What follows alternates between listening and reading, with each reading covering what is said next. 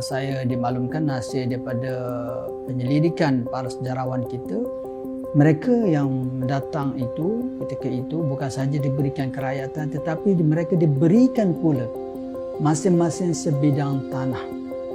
Dan bukan itu sahaja, mereka juga diberikan pelbagai kemudahan, baik dari segi ekonominya, dari segi pelajarannya dan sebagainya. Ini semua tercatat dalam sejarah sejak zaman kemerdekaan lagi. Sebab itu pada ketika kita merdeka, sebenarnya sekolah-sekolah jenis kebangsaan ini lebih banyak daripada sekolah Melayu.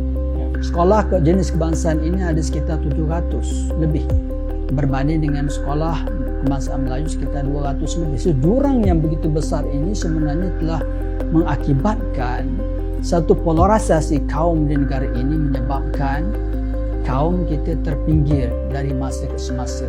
Dan mereka pada ketika itu, orang Melayu, tidak di-encourage, tidak digalakkan untuk bekerja, untuk berniaga, tetapi hanya sekadar bekerja di pejabat-pejabat kerajaan sebagai pentadbir. Dan kita tahu bahawa ekonomi ketika itu dikuasai oleh penjajah telah diberi ruang sepenuhnya kepada orang lain daripada orang Melayu. Jadi cuba kita bayangkan, sudahlah mereka diberi kerakyatan, diberi tanah, diberi peluang pendidikan yang begitu banyak, dan juga dibantu dari segi ekonominya. Logik akalnya sudah pastilah kaum Bumiputra, kaum asal akan menjadi semakin terpinggir, semakin miskin sehinggalah kali ini. Adakah ini bermakna Tuan tidak bersetuju dengan perubahan status negara yang telah dicapai ketika kemerdekaan tersebut, yang meraihkan pelbagai kaum tersebut?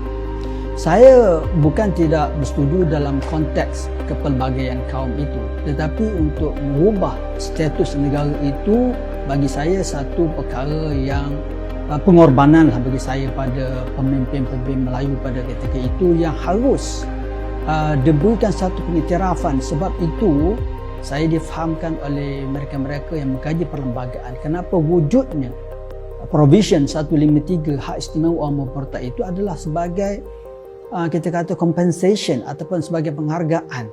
Sebab itu bila ada orang pertikaikan fasa 153, bagi saya itu sangat tidak wajar, kerana itu adalah satu imbuhan, kalau kita nak sebutkan sebagai imbuhan kepada pemimpin Melayu, orang Melayu terhadap pengorbanan yang mereka lakukan. Jadi bagi saya ini menyebabkan suasana konsep berbelang kaum kita bagi ini yang sepatutnya menjadi satu yang harmoni sebagaimana yang berlaku zaman Rasulullah SAW, tetapi konsep berbelang kaum di negara ini sudah bagi saya satu tragedi bagi negara pada orang Melayu terutamanya, kerana bukan saja kita memberikan hak kita pada mereka, tetapi hak kita pula cuba mereka cabuli dan cuba mereka campuri dan sebagainya.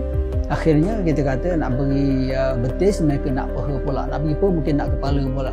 Jadi akhirnya apa akan jadi pada nasib orang Melayu di masa depan, wallahu alam, itu saya tidak pasti.